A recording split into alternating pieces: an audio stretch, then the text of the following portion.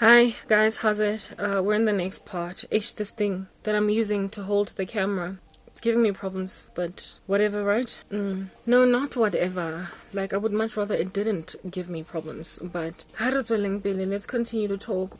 Please go check out the previous part to gauge your bearings, guys, that we might be on the same plane type thing. Okay, right. So in the previous part, I was basically explaining what happens to women when they pride themselves in stealing husbands and boyfriends and what have you. Ultimately, these guys, if they were stolen from more ride or die women, these guys are eventually going to want to boomerang back, because the insecurity or the paranoia that they're going to have about these women later on, staying or not, is going to cause them to be like, I want to be stable, I want to be comfortable, I want to be chill in my marriage, and this chick, I don't trust her, type establishment thing. And I was explaining that my ex is having that for an issue, and it's wreaking havoc. I explained to you that I dreamt about the girlfriend, the wife. We were in a car, me, him, and her. We were in a car, he was driving, I was in the passenger seat in the front, and she was sitting in the back of this car, sobbing, uncontrollably crying, right? That dream, I think, is self-explanatory, but what might not be self-explanatory is the driving component of my ex-boyfriend. Oh, and the fact that he wasn't driving, he was trying to stop the car to drive it, but to no avail. It was just stuck, like, it would not go anywhere. And it was in a very dark environment, and the car was red. I told you guys that red in my dreams always represents witchcraft. So essentially, not only is this chick involved in darkness from what the Lord showed me, and with it tried to make me feel like I ain't jack for whatever reason. It's like, just leave the situation alone. But she married a man that also is in the darkness. I spoke about how it is that, you reap what you sow. And that the Lord has a way about bringing together men and women that love the occult. It's the way that he judges them. He punishes them. Men are very,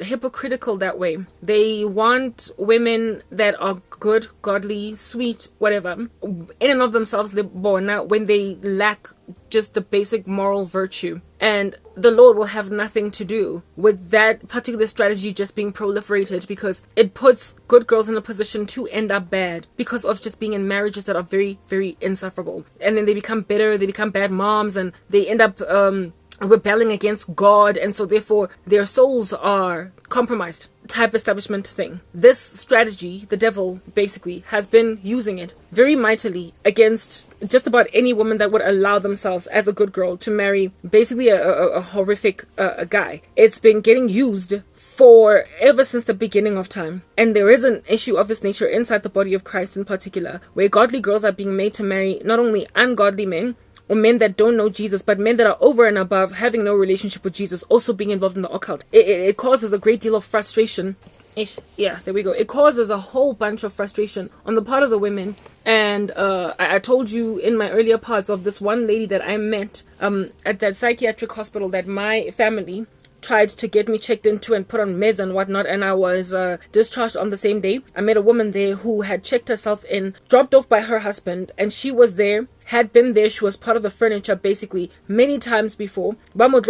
Called by name, recognized by staff. She had been there multiple times, and the reason why she kept on getting checked into this joint was because of the husband, what he was doing to her, and she would forever keep on getting nervous breakdowns and mental meltdowns. And that's what happens when a good girl marries just a monster. You will get mental meltdowns, especially if you're very sensitive, and if you're one of those fragile girls that really frankly blow you with, like, just the wind from a person's mouth and you fall apart. Yeah, and that chick was like that. So she was like a pack of cards, a stack of cards that just kept on getting blown down by the indiscretion of a man.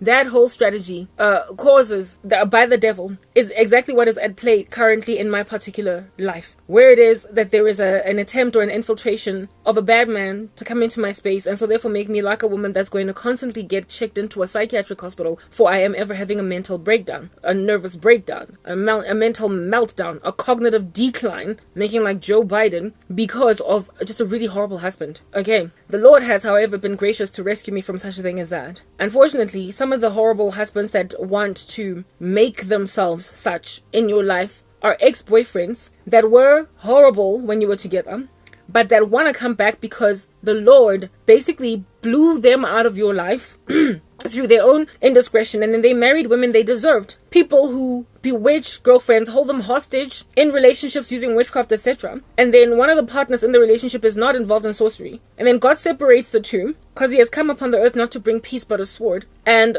in my particular case, I got rescued. I got saved for Jesus, right? That's how I was able to get out of a relationship where I was being manipulated with witchcraft. My ex chose the darkness, right? And then he went on right ahead to move from chick to chick to chick until ultimately a few years down the line from the date that we broke up, he married the woman that was the bane of my existence in our relationship. A woman that I was very insecure in the climate of because of what my ex told me once upon a time, that she was the one that he loved more than any other woman that he had ever been with, type establishment thing. And she would not stop calling him. I told you, Durban, July, she would call him wanting to buy like a fascinator hat.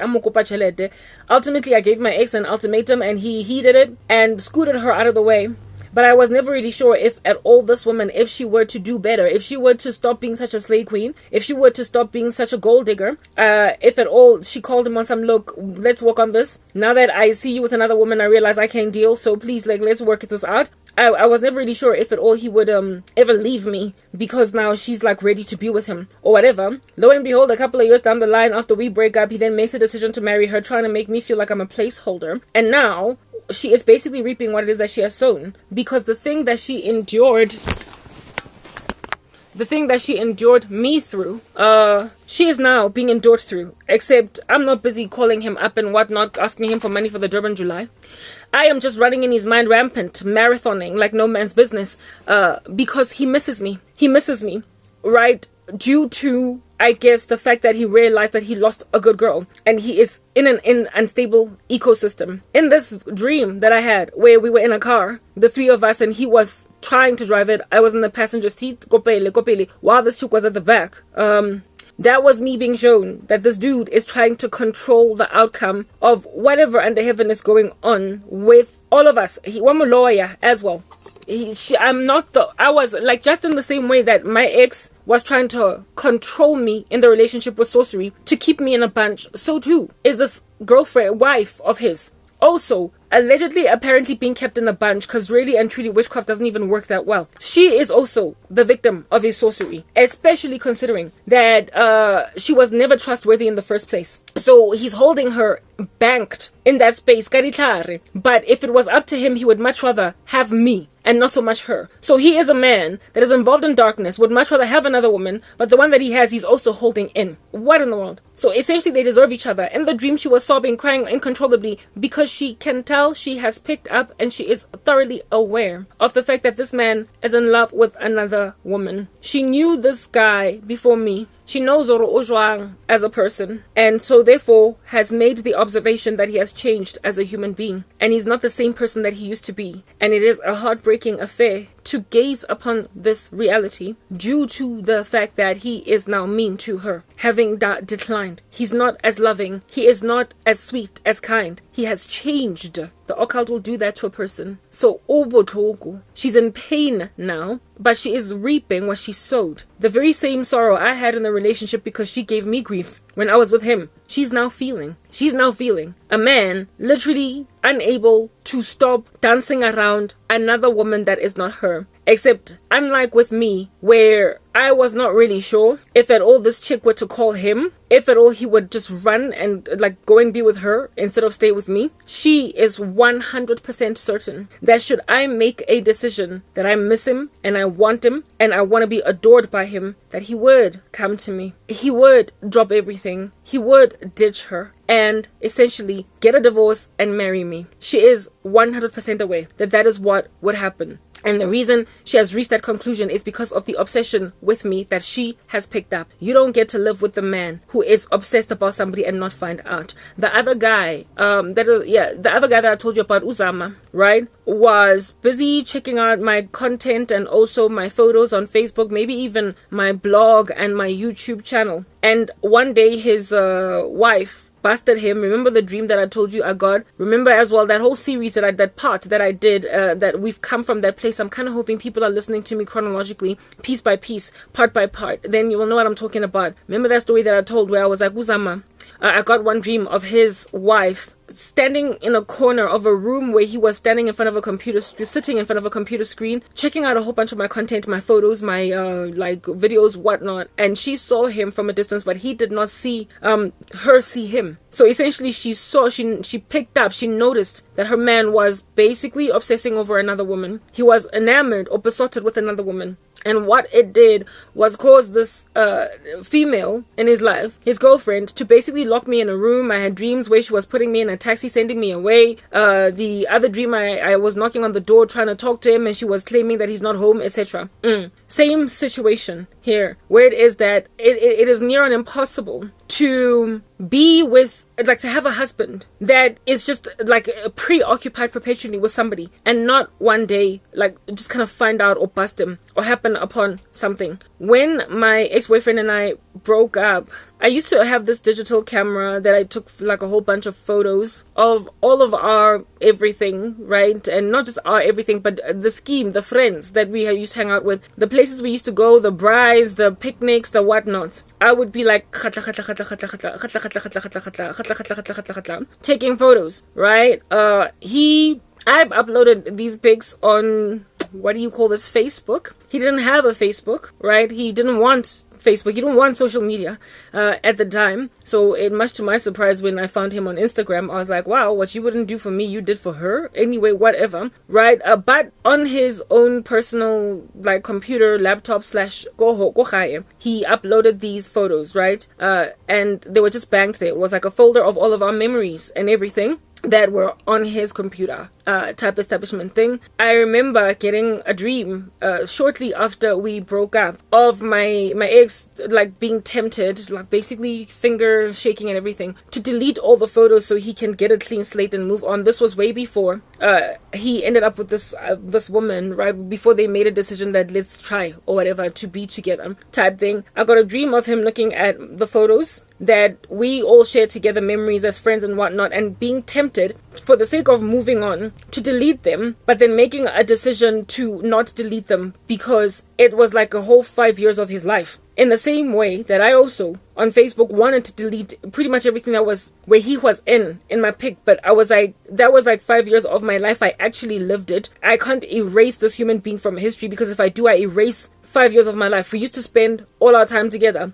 I'm not going to erase it. It's actual memories. They happened. I'm not necessarily trying to enter into nostalgia, but I also cannot forget history. It's irresponsible to do that. History happened and it is what it is. So I was like, I made a decision to just keep the pics. I made a decision to just leave them where they are. Just don't go inside them. Just leave them, right? He did the same thing. Azang was delete, right? At least at that time, he did not delete them. I don't know what has since happened what has ever since then happened, what has ever since then ensued, right? But from what the Lord has shown me, there is something or somewhere that this ex of mine goes every so often just to basically lambaste himself with nostalgia, checking out me. He did not have Facebook, so he can't just go into his Facebook account and check out photos of me. However, his little sister did have Facebook at the time, and I was her friend on Facebook, and I still am to this day her friend on Facebook, although I'm very inactive on Facebook. And the memories that I shared wherever she was at, etc., I would tag her if she was in them,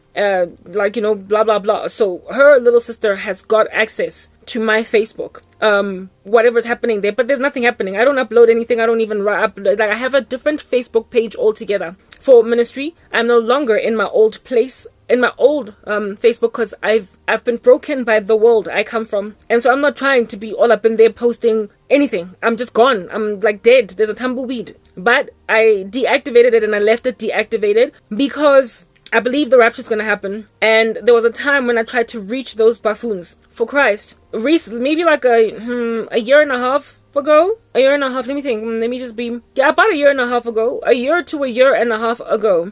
Yeah, because that was, yes, indeed. Because the time when I left Facebook, it was when the stalker from the US, I met him during that time. And at that time, I was then active on my old Facebook. And he asked to be friends with me on that old Facebook. And that's basically how he DM'd me until I responded to him. So it was, and this guy has been gone out of my hair for about a year now. So yeah, a year and a half ago, I tried to resurface after disappearing for years, because I disappeared from all of those people's lives, literally. Okay, like weirdly so. All of them would be ashamed of themselves, quite frankly. But then I came back, I resurfaced, and on my Facebook I have like 198 friends there. Some of whom are people who broke me, friends, family members, random strangers that invited me as a friend on Facebook, and I decided to accept. High school acquaintances, friends, etc. All my old life is basically on there, and it's got 198 followers. Not followers, it's not a page, it's like an account.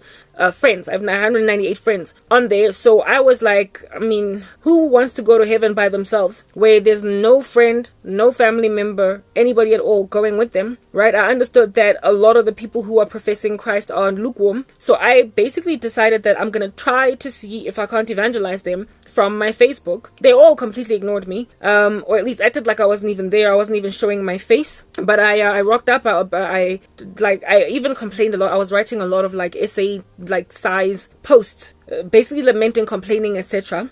Type setup thing, and of course, all the family members of his that I was friends with on Facebook saw, because I never took the effort to remove anybody as a friend on Facebook. I didn't. Why? Nah, but they also need the gospel type thing. So everybody saw that I came back, and I was on this tip for maybe 4 months, 3-4 months, until I finally decided, realizing I'm wasting my time. And then I basically dusted my feet off because they were ignoring me and they were hurting me. And again, spiritual attack ramped up because I came back, coming from them. Just random witchcraft and all that jazz. From my friends on Facebook. So I was just like, yes, I'm not doing this. And I started getting harassed by my mom because one of my cousins is on Facebook and she kept on telling my mom everything I was posting. So I was like, everyone has been trying to handle me using my mom. Anyway, whatever. So I was like, I'm gonna start a brand spanking new Facebook page, and that's where I'm gonna do ministry. Lo and behold, it actually worked for me because within just like 2 months I had already 1,000 followers. And then at the stage of having 1,000 followers, Facebook then shadow banned me. Now I'm not growing anymore. Nonetheless, those 1,000 followers, I cater to them now. That continue to grow and develop by like 1 or 2 followers.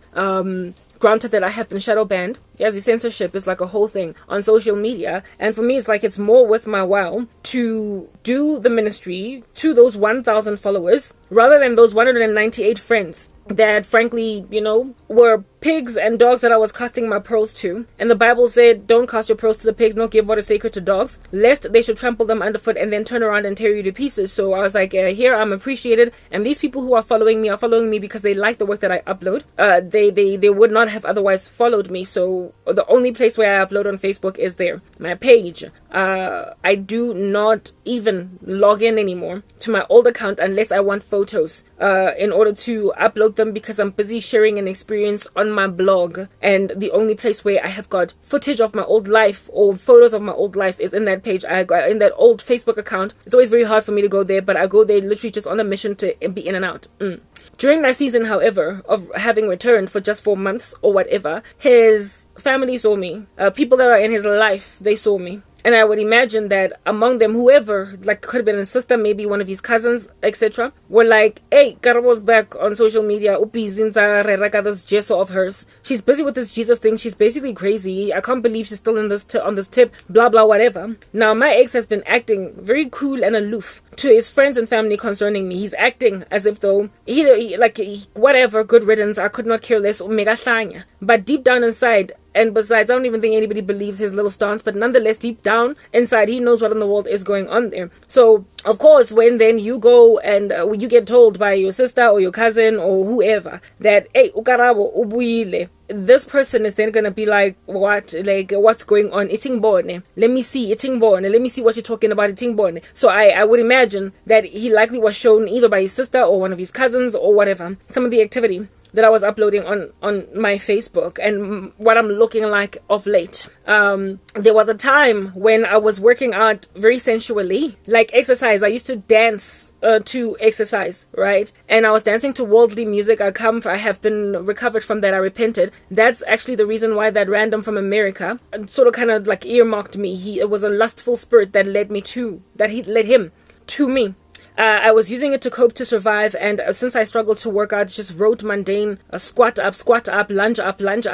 So I danced, and it actually got my body toned. I've lost much of my muscle mass because I stopped because of the attack that I eventually gained from that lustful rando go America, that to this day I'm still trying to literally brush off dust off my body. I had to repent. God showed me that you're gonna draw attention to yourself that's messed up, right? I was busy justifying it with the fact that I'm in a lot of pain, so I'm gonna do what I need to do to survive, including workout. No, Karabo, no Christian should be out in these streets twerking. By the amazing grace of God, I stopped, but not before showing these randos, Grandcha Buguti, look at what you've done to me. This is what you've reduced me to. And I suspect my ex-boyfriend happened upon some of those images. Now, when we were together, I never used to work out, at all, McDonald's every second or third day, that's what's good. Cellulite doing its thing all up in my body. A little bit of weight gain, not a little, a lot. When I was in my 20s, 25, I was very, not very is a strong word, but I was kind of chubby. I'd gained weight. I was on the pill. Water retention was having a field day. So I was, I filled out a little bit. I had some girth. Yeah, and of course, the cellulite, if you're not working out, that's going to be a thing as well. Well, when I was exercising, not only was I sensual, but I was what is this, scantily clad. Frankly, yeah, proper. Backsliding. Yeah, it'll slap you upside the head. I'm busy uploading this content where I'm wearing these shorts and these crop tops and what have you, and I'm working out, dancing in this particular fashion, right? And I suspect my ex's maybe sister or cousin, whoever, was yo, Begukarabo manje, she's all up in everybody's grill twerking. Proper, I had a season of that nature. Whether or not I was out there in these streets twerking, yes, okay, fine, that's relevant, but it's nonetheless to a certain extent irrelevant because my body had significantly improved from the time when I was in my 20s, busy rocking McDonald's food all up in my throat every second day and not exercising, not doing anything to tone myself, iron out the cellulite, nothing. I was doing nothing when I was in my 20s. I was sedentary, right? And I got fit, very fit. I used to work out hours every single day. Yeah, I've dropped the ball, but really, frankly, it's because of spiritual war. And I intend to return to exercise, not like that though. There was a time when I was actually working out better. But I've lost my fit. I'll gain it again. Really, I'm not scared. I just need to I've already uprooted the sensuality, but I'll return. That's let's not labor on that particular point. Nonetheless, I had gained some muscles. I had toned and smoothed out cellulite, lost weight, right? I still am not at the weight that I was when my ex and I broke up. I've never ever gone that big again. And I believe that is because I stopped taking the contraceptive pill, right? I still am off it, so my weight is just kind of maintained in a particular space because there's nothing messing or manipulating with my hormones anymore. Okay, very well. So I was slenderer, I was thinner, more toned. I was just basically looking really good. That's what I'm trying to explain, albeit quite licentious. If a Christian were to happen upon me, a real one, they would gouge out their eye and walk away from me. They would not take me seriously as a Christian. But remember, I'm not talking to Christians here. I'm speaking to a bunch of lukewarm people that frankly kicked me out of the world precisely because of envy. Type thing. So when in the world, if you're lost, no man's business, and you happen upon a fitness person, somebody that's getting fit by dancing or getting fit by lifting weights or getting fit by jogging, running, and they came from being chubby, pudgy, and full of cellulite, you get celebrated in the world. You get celebrated as one who has made quite an achievement in your body when last year you were chubby and depressed, and now look at you all toned, showing everybody your glutes on TikTok. You are heralded, you are celebrated, and I had achieved that. I had basically come from a pudgy little 26-year-old. I was 26 when I came to Christ and when my ex and I broke up, right? Came from a pudgy 26-year-old to a super fit 37-year-old. I'm 38 now, right? So to a fit 37-year-old, and your body's looking much better than it did when you were in your 20s. There's no more cellulite. Your glutes, just toned. I was toned. I can't say I was ripped, but I definitely looked a lot better than I did even in my 20s. And then there's this face that you're looking at as well. right? So basically, preservative.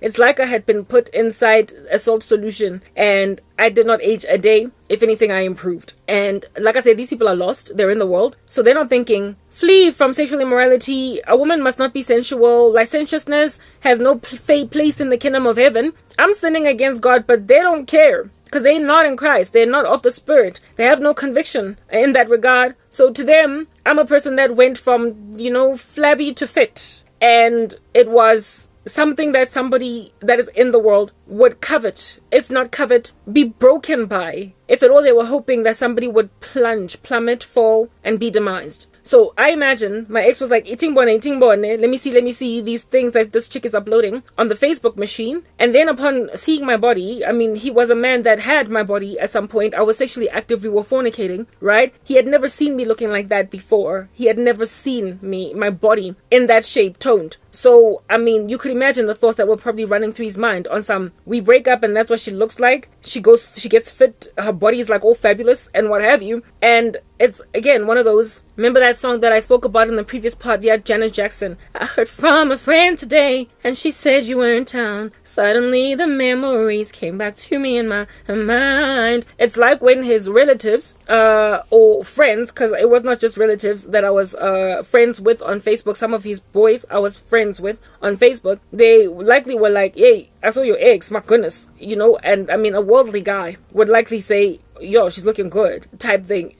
Ain't nobody gouging out eyes here, they're carnal. Do you understand? So nobody is like, she's lost her mind. People in the world do not look at a person that has done really well in fitness and think, now she's naked on the internet. They just think she's doing well. Like proper people in the world, I have seen on Facebook, not Facebook, sorry, but YouTube, men and women that have got like proper 9-to-5 jobs in corporate who have fitness channels and they rock up with like their abs, gawking at everybody, women wearing bikinis on YouTube. And I'm like, your colleagues see this? Your colleagues know your like body structure? Like who wants their colleagues to have seen their six-pack? No. It to me, it's, I don't even know why I was crazy during that season, guys. Like when the devil is having a field day with you, you will try to justify in the season of your temptation all different kinds of weird things that you're compromising concerning until God snaps you out of that, right? So for anybody at all to see your torso, your legs, your glutes, your thighs, basically bikini vibes. Anybody to see you in your bra and panty other than your husband, it's just like flat out irresponsible, okay?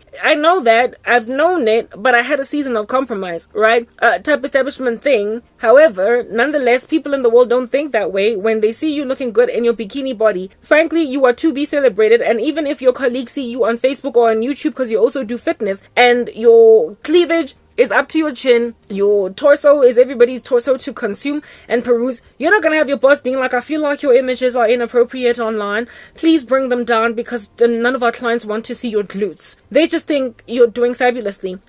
Good is called evil in this world and evil is called good. So I would imagine the likely response upon seeing me looking like that by his boys, his family, cousins, whatever, was, oh, we saw Garabo and she's actually done really well for her body. She's looking really good, but she's kind of crazy because she's still on that whole Christian thing all over the show. She's busy talking about Jesus. Like, I can't believe like she allowed that cult that she has joined to ruin her like that. But like, this is what she looks like. And like I said, I imagine what my ex did was like, let me see. I could he's acting like he doesn't care, type establishment thing. And for you to see your ex-girlfriend looking like that in the world, you're lost, you're not gouging out any eyes or cutting off any hands. You will feel bad, you will feel sad, you will feel terrible, you will feel a sense of loss. And my ex saw me looking all thick, muscles and everything popping, looking like Hercules, alright, looking like Danny Bravo, the female version, except not really, but like, I was toned in comparison to my former state. And he probably just, he likely bled inside, but acted towards his, sister and everybody like, it ain't Jack, type establishment thing. Now, everybody was busy looking at my content during the time when I was busy losing everything in my life. My career was falling apart, life was slapping me upside the head. People had access to my YouTube channel, people had access to my blog, right? So I imagine that my ex probably, after like telling, or whoever it is I showed him my images, he probably was like, ah, whatever, since I cannot taba, likely went into his own computer space or phone space or whatever, clicked on my blog, my content, I was uploading it on YouTube. I was also uploading it on my blog, and he had links to these things. He knew of my blog, he knew of my YouTube channel, and that's where I was talking. That's where I was also typing, writing basically my heart cry about what's happening. He of course did not have Facebook because what's this? Whatchamacallit, at the time when we were together, he did not have Facebook, and not unless he got Facebook and then found my account, which I doubt. But anyway, whatever, I have not gone to check, and I am definitely never ever going to go and check. Type establishment thing, anyway, whatever, but he found me. He was checking. I know that he was checking. It is currently every so often allowing himself to go into my content because he gets pulled at to do so. I personally have had such a temptation as that perpetually slap me. Every time I get harassed by new witchcraft or whatever from him, I'm tempted to like search his name and go into wherever it is that I can find him. But I try to brittle that because I don't want to hurt. I don't want my heart to break watching a person living a life while he refuses that I should live one. I don't want to covet. I don't want to envy. I don't want to suffer from nostalgia. I don't want to be downsized in the way that I feel about myself. So I really, really work hard to not look at, never mind just my ex, but everybody in my life. I try in my former life. I really try very hard not to look at them because they're busy living their lives acting as if though this thing that's happened to me is not a travesty. Okay, but I don't think they have as much self-control. My blog and my YouTube channel, I don't know how many times I have gotten dreams of God showing me random different people going there from my past, and a lot of them are the guys that passed me up. And recently I have been getting just these like nightmares about a myriad of them, not just my ex. Basically just like in my house. In my dream, it's always them in my environment. Either they like the other day I dreamt about my ex being Momo Kapoding and waiting for me to get out and for us to walk, basically strolling in the complex having a conversation.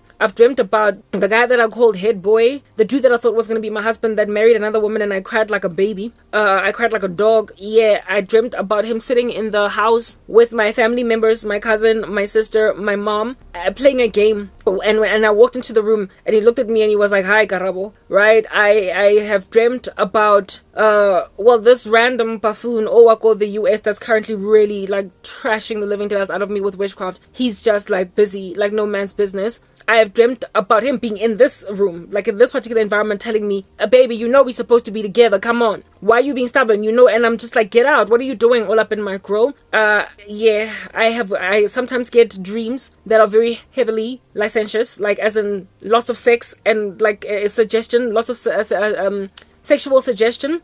Sometimes even all the way capitulating sex, right? Which is why I keep saying to people, do not say that a person that dreams about sex is either watching porn, masturbating, or like demonically possessed or trapped in with an incubus or a succubus spirit, a spirit husband or whatever. Sometimes like sex in dreams often highlights or indicates just the presence of witchcraft and somebody taking it out on you. You must indeed fight it, make war with it when you see it, but you can't always prevent it. You can't always avert it. I don't know, like every night I pray and I ask the Lord to block certain dreams, and I also ask him to block me from being attacked sexually in my dreams at night when I sleep, and despite praying such prayers, sometimes I get them anyway, because I'm being shown what's happening, and the witchcraft is trying to affect itself in that way. So with my ex, recently I have been dreaming like no man's business in that particular compromised position sexually, like a lot of sex dreams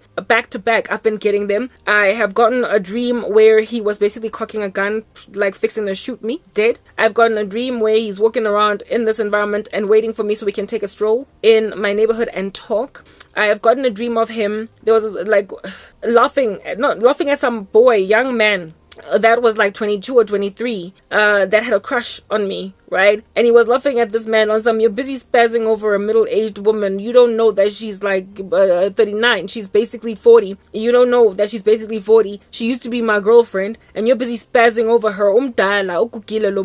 Stop spazzing over her." I didn't recognize the 22-year-old or the 23-year-old, but he apparently had a big fat crush on me, and my ex was teasing this guy, telling him, stop spazzing over this old woman. She's too old for you. And she used to be my woman. And then I stood up from where I was sitting, and I walked towards my ex, and he started to talk to me on some, how are you doing? Maybe you and I should be together again. We should get back together, after teasing the 22-year-old guy, right? Such dreams. I've been getting them in the past month or two, and it's just been ramping up to a point where now I felt like I need to do this series. This whole long chat, I'm explaining to you that my ex Ohutlile, like Lulu, back in the day, remember that funny little horror show on TV? Ooh, Lulu, ubuyile. Yeah, no, he's back. He's like a haunting. And it's not the first time he's back. I get reprieve breaks, maybe for like 6 months at a time, 4 or 5 months, and then voila, he comes back again. I pray off whatever it is that he has done. And then the devil, I guess, nudges him. And then uya buya. What's going on there is nostalgia. He misses me. He ends up waking up very sad, very broken. About 4 months ago, I had a dream of him. No, not 4 months. When did AKA pass away? Around that time. I think it could be about 4 months, alright? Or 3 months, AKA the celebrity in the country. Around the season of AKA's funeral, right? I had a dream of my ex living go backroom go my grandmother's house go Tladi, right? Go Soweto. Yeah, where now my uncle and everybody lives. I had a dream that my ex was living in a back room in that house. Again, when I see family homes, it's just evidence of where it is that witchcraft originated in my family. It's just what's happening to me is a byproduct of what my family started. It's like their sins have manifested other people's sins. They have emboldened other people's sins against me. So a lot of times when I dream about these people, they're always in the context of the original sin of my own family, right? And he was living in a back room right there, Kotladi, and he came out from like out of one of the back rooms, Kotladi, right? And AKA and Caspanyo Vest, right, were having a conversation about him in my dream. And they were like, I gave him the name Nonsi, right? They were like, hey, Nonsi, he's been crying all weekend. He's been crying all weekend non-stop, just sobbing all weekend.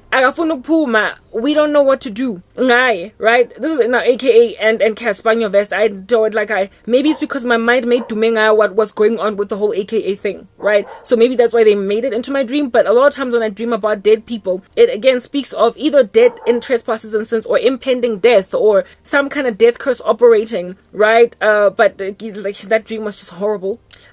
I listened to AKA and Caspanyo Vest having this conversation about my ex crying all weekend. My ex then gets out from the room where he has been curled up like a fetus crying, and he walks past Casper and who is this AKA in a fit of rage, like upset, angry. You could see that his eyes were puffed up from crying all day, and he stormed out of there, like annoyed with the fact that he's been crying, and he just whiffed right past us, upset, banging doors all over the show, kicking things. And while the dream continued to progress, there's other imagery in there that happened that was displaying to me or showing yet more witchcraft, not so much from my ex, but this time around that random buffoon wako America. Hey man, guys, there's just so much attack coming at me. So I won't highlight it because at this point I've already done a series about the dude from America, and frankly I keep on doing series about the American dude because he is active very heavily so against me right now, and all persistent.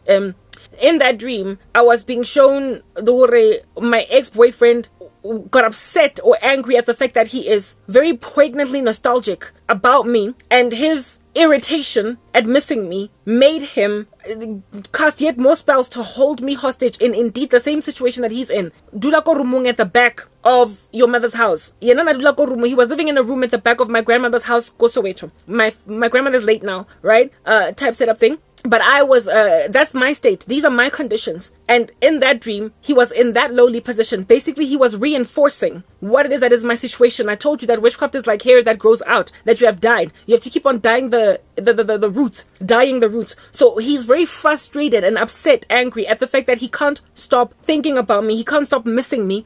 And whenever he thinks about me, he is tempted, allows himself to check out my content either on YouTube or in my blog. And then when he sees me, he gets triggered because I'm still pretty, I'm still beautiful, I'm still looking good, and I am still holding on to Jesus. So I'm still ride or die. I'm still the good girl that he left behind. Nothing of me has been tarnished.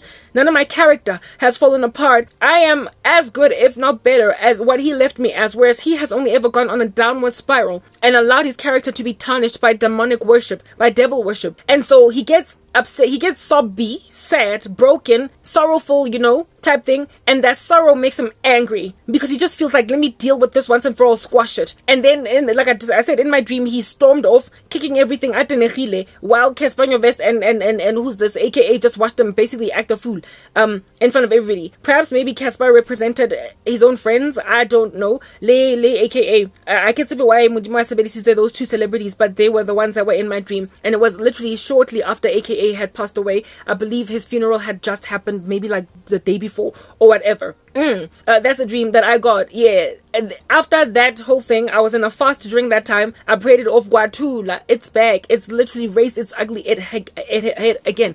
It has reared its ugly head again. I keep getting these dreams, and the most recent one was extremely sexual, right? Where it is that I'm busy. I was accommodating him. I was allowing him. I keep getting a lot of dreams where I am happy to be with him, content to be with him, and I'm not even asking him, where's your wife? Are you still married? Nothing. I'm just rolling around like he's still my boyfriend, and we are a couple, and we're walking around holding hands, and everybody sees it and whatnot. And there's a lot of sexual activity as well going on in the dream that I wake up and I'm like, God, come on. Like, I'm tired of dreaming like this. I am not actively watching porn. I'm not masturbating. I'm not doing anything of this nature. Why am I being attacked so badly sexually? This is demonic. It needs to stop. Like, I need to be delivered. I'm currently in a fast. And when I'm fasting, a lot of manifestation of darkness happens in those who are afflicting me and whatnot. But just as I conquer one thing, then the devil raises up another person in another corner of the earth to hurt me again. And I'm currently fasting to conquer whatever dark, rubbish, nonsense, idiocy that's slapping me from America, right? This dude in the US has really wreaked a lot of havoc in my life, and I've been fasting perpetually non-stop for like a year just to get rid of this like stalker guy, right? He's trying to come back, blah blah, etc. And just as I'm conquering his monolith, just as I'm conquering his structures, then my ex is raised up. He decides he's gonna go on YouTube, check out my content. He's gonna go on in my blog, look at my photos. He's likely even probably the little archive that he has of our photos, our life together back when we were together, that were from my digital camera back then. He probably goes through them and just gets into this very sad nostalgia, the thing that I avoid doing, because I don't want to look at his life and be sad, or look at photos of him and be sad, and because feelings never really die. That's why we should not recreationally date. I don't want to enter into nostalgia and in and of myself be like, I affirm a friend today or ran into you yesterday. I don't want it to come back because I know it is there. It is a temptation in me, so I actively avoid looking at my ex, any images of him. I don't want to see him and what he's doing right now, how he's looking. I don't want to see his family. I don't want to see his children, however many he might have. I don't want to see him walking around with his wife or taking photos at a picnic. I don't want to see him. I did it once. It shattered me, and I stopped, and I just ever since then have just really exercised a great deal of self-control. But he is not exercising the same self-control, and I wouldn't even be throwing myself back into nostalgic mode with my ex like this if I had a life. But I'm lonely and I'm broken, and for the better part of the time I'm always very sorrowful, and I'm always under attack, and I'm always fighting demonic spirits, blah blah blah. I'm always fighting, guys, and my ex, this whole series, the reason why I'm busy talking days on end, why it's been 4 days now that I'm doing this series, having given you the context and the history of my relationship with my ex, is because I am trying to conquer what he has done. I recently come from doing a series about the dude in America and his stalking, and I think it was only 7 parts. Here it is that this thing is, I don't know what part this is, but I'm rapping to give you the context of this whole thing, that lessons might be learned, because we overcome the devil by the blood of the lamb and the word of our testimony. So I decided to give a testimony, and it's been lingering for 4 days, and right now I am still busy fighting what my ex-boyfriend is literally currently doing. I don't even know why. Or what? Sorry. I don't know what he expects. I don't know what he wants to do. I don't know. Or he just wants me to keep me trapped or whatever. But I'm getting a lot of sex dreams where this man is concerned, and like before, where it is that I would dream about him gloating his life or flying, like in my dreams, maybe like about 6 months to a year ago, I'm always a mistress. right? And he's hiding me.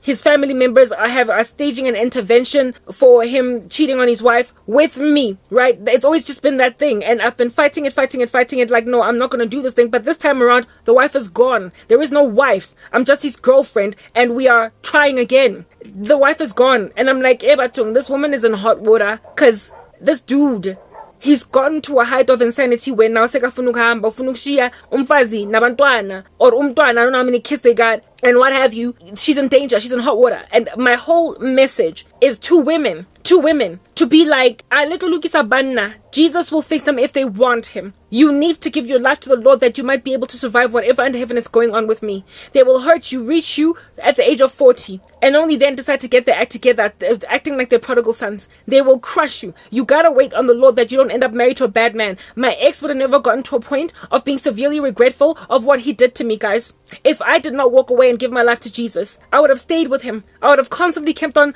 boomeranging back to him because of his witchcraft, but he would have never stopped. He would have never have stopped hurting me. He would never have repented. I would have just been a psychologically and a mentally and an emotionally abused wife. A woman slapped with gaslighting. A woman and no matter what I spoke or said or laying at his feet, sent in his direction, he would have just kept hurting me, and I was going to end up a mean woman because my husband is just a man that started out so sweet became that monster because of greed and wanting to control a woman. When if it ain't broke, don't try to fix it. Our relationship was perfect. He's the one that hurt me by messing with these boys, by taking their wicked advice, by taking me for granted, and then by also using witchcraft to try and keep me in the relationship. It was not broken. He tried to fix it. We fell in love like violently, organically, with no witchcraft. He had it all, and he threw it away because he decided to join the occult and listen to some bad men. A man must leave his mother and father and cleave to his wife, and the two become one flesh. And if men don't gauge that, move on, because they will never ever do anything to. I was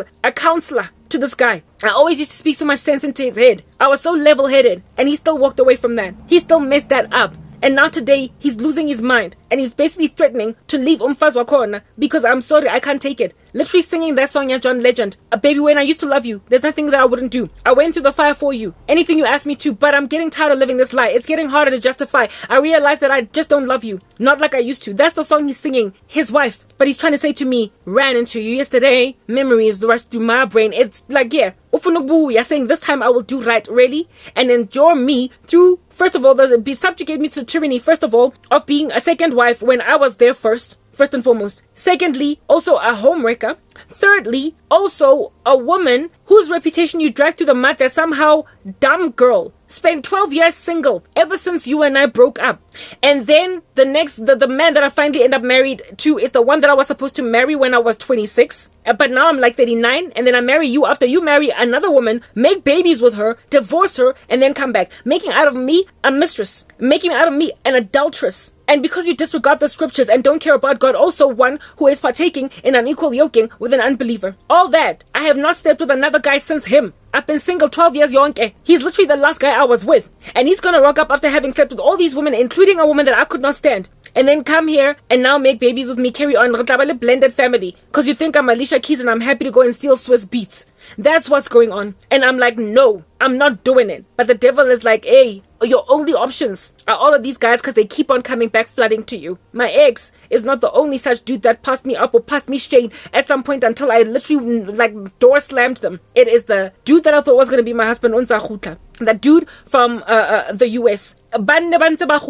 Because they allow themselves to try and see what's going on with Karabo. And when then they find me, they still think I'm beautiful. They get nostalgic. They get all emotional. They get all irritated with their wives. And then they try to see if I want to accommodate them via reverse psychology. That is the strategy of the devil. I am doing this entire series to counsel women to repent, because I've got a longitudinal study over a lifetime to show you what is the end result of ukdlala with y'all's emotions. Ukdlala ka the well-being of fellow females. I'm trying to show you what the end result is. It is never the repentance of men. It is your compromise. It is you ending up a second wife. It is you ending up baby mama number 3, despite having been imedi raro die when you were both 22 with no kids, never having been married. I would end up being the second wife of a man that I was supposed to be the first wife to, and only wife, and I would end up giving birth to, I don't know, when he was supposed him and I to share our first pregnancy together. That level of compromise, and it's happening across the board to a myriad of women who are settling for this. It is a demonic strategy. Guys, why are black gorgeous women that are valuable being made to wait until they are 40 before they marry guys that they dated when they were only 22? What an abomination. It's not if you love him, let him go, and if he comes back, it's meant to be. It's a satanic strategy to make the rechte, the medi, the kinds of women that make for wife material look like scraps or second best. You, who is wife material, literally end up the second wife to a guy who married a side piece material first. It's an abomination and a travesty, and I refuse to do it. But my ex, according to him, if you don't want to do it, hey, you will rot at the back of your mother's house in a shack until you die. Except, hello, I belong to Jesus. Let's move to the next part.